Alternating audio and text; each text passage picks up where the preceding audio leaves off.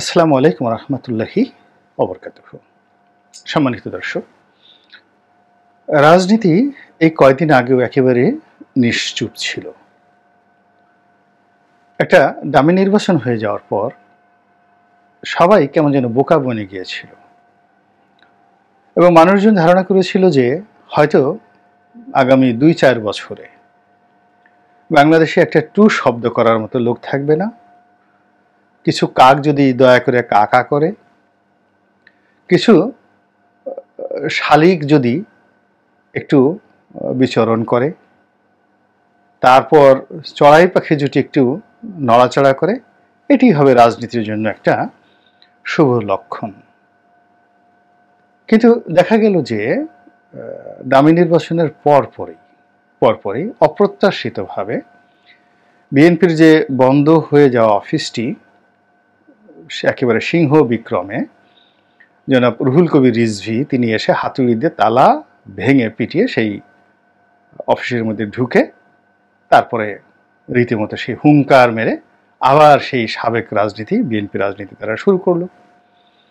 বিএনপির অনেক নেতা জেলখানা থেকে ছাড়া পেলেন এবং তারা পেয়েই তারা ঠিক চুপচাপ বসে থাকলেন না, তারা নড়াচড়া শুরু করলেন।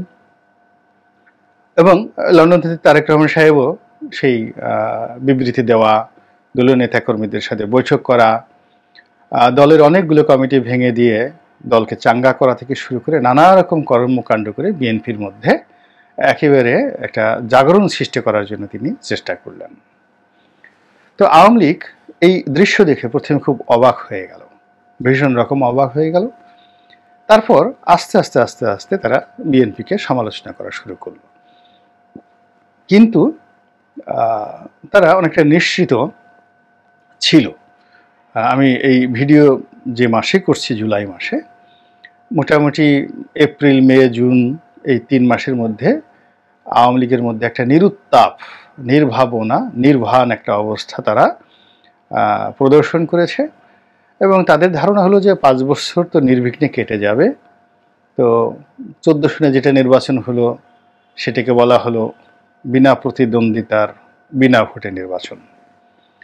১৮ সনে বলা হলো অপ্রত্যাশিতভাবে রাতের ভোটের নির্বাচন।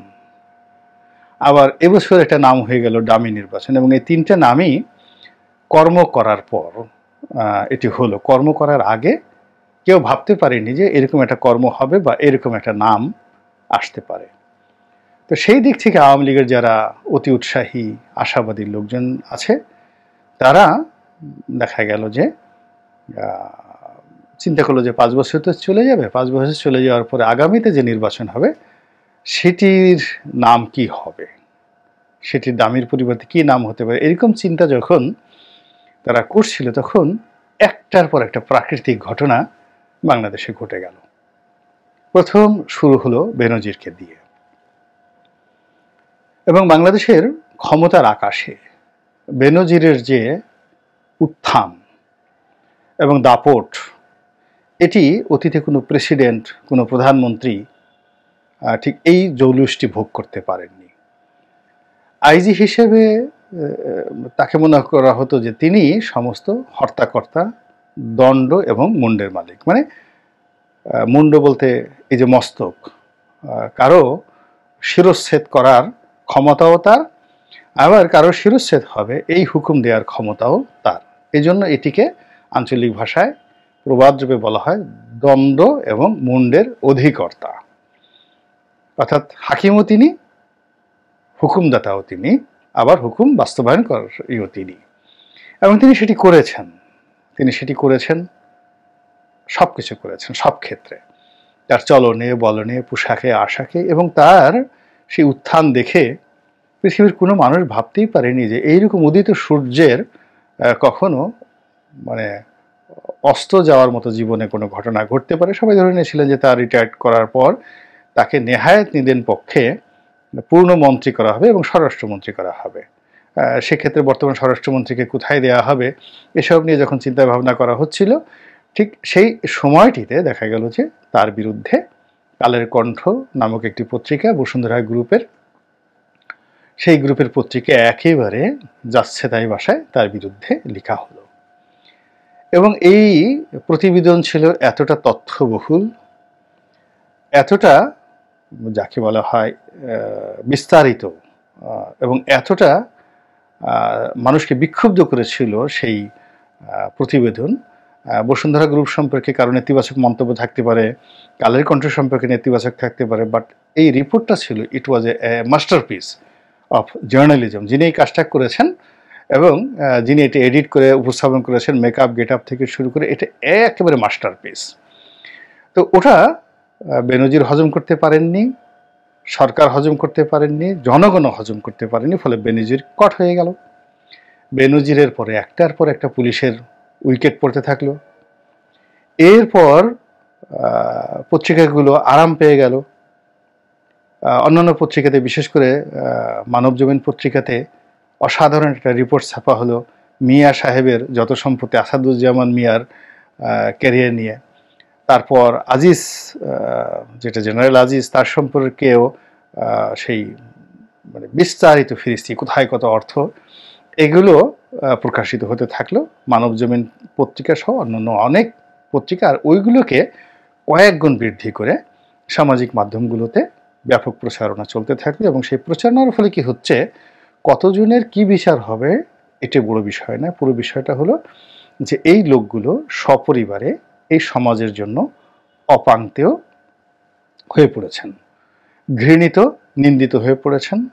এবং তারা কোনো সমাজে গিয়ে বুক ফুলিয়ে বসবেন তো দূরের কথা, কোনো একটা সামাজিক অনুষ্ঠানে তাদের উপস্থিতি মানুষকে বিব্রত করবে।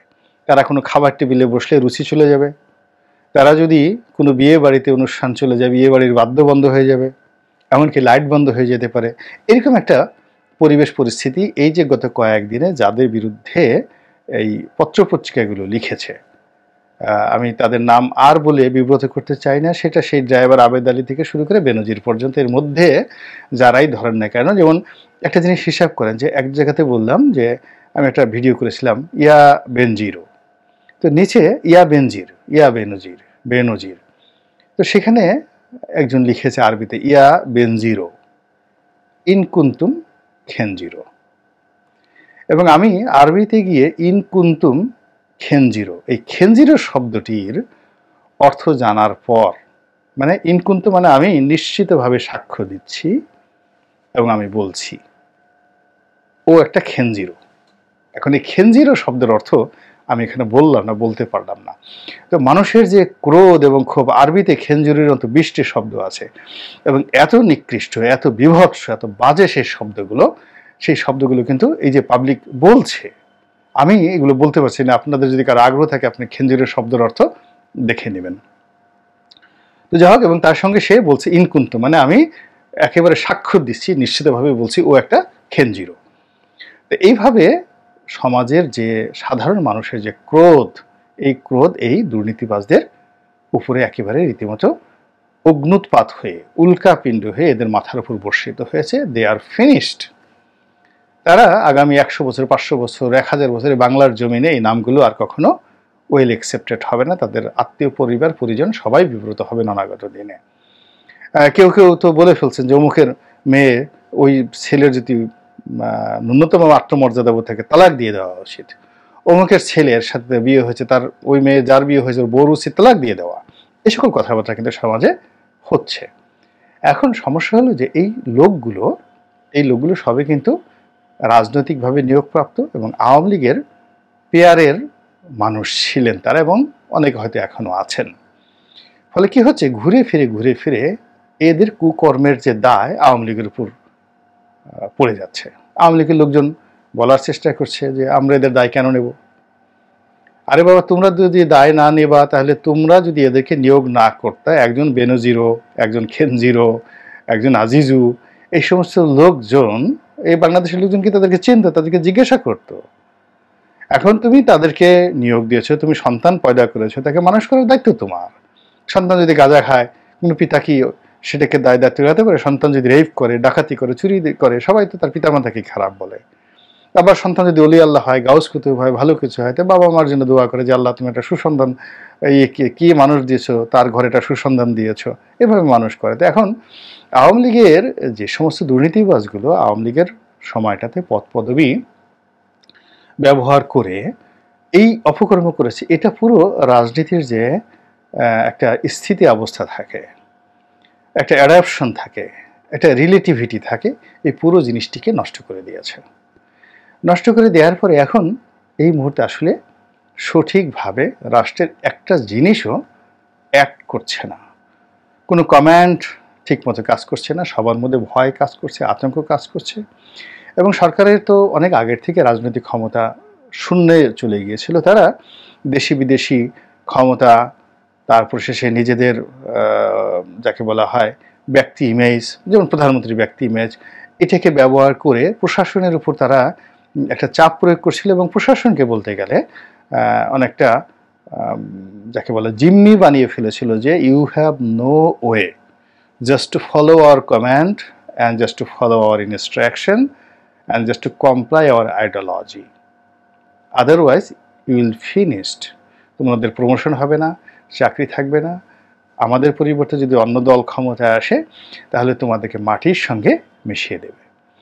এইরকম একটা যাকে বলা হয় প্রকাশ্য অপ্রকাশ্য ভাববাদী একটা হুমকি যারা রাষ্ট্রের প্রজাতন্ত্রের কর্মকর্তা কর্মচারী আছেন তাদের উপর দীর্ঘদিন যাবতই কিন্তু বোঝার মতো চেপে আছে।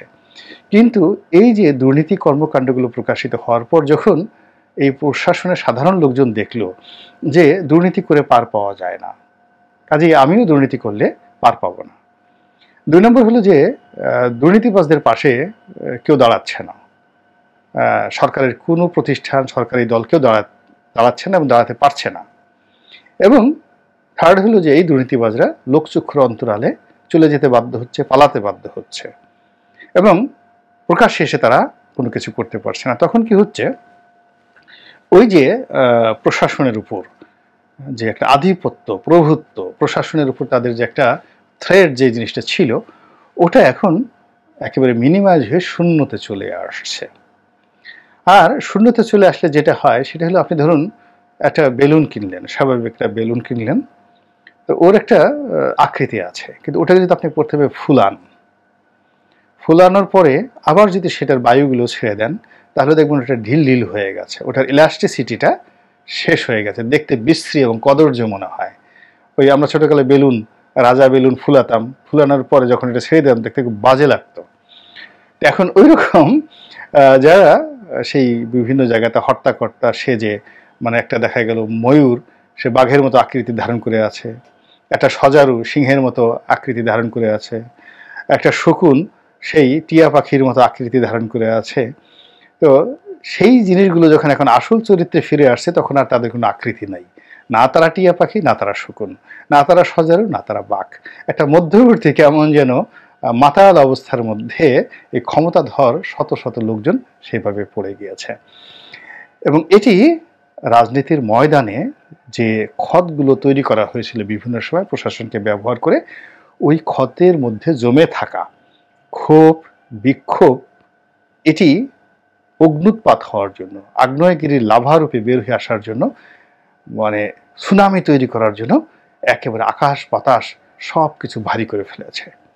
এবং তার একটা ছোট নমুনা দেখেন, এই যে আমাদের কোটা বিরোধী আন্দোলন, এটি 3 দিন আগে বা 4 দিন আগে যখন শুরু হলো, এটিকে মনে হলো যে একটা হাস্যকর একটা জিনিস যেটা সরকার 1 মিনিটে বন্ধ করে দিতে পারে।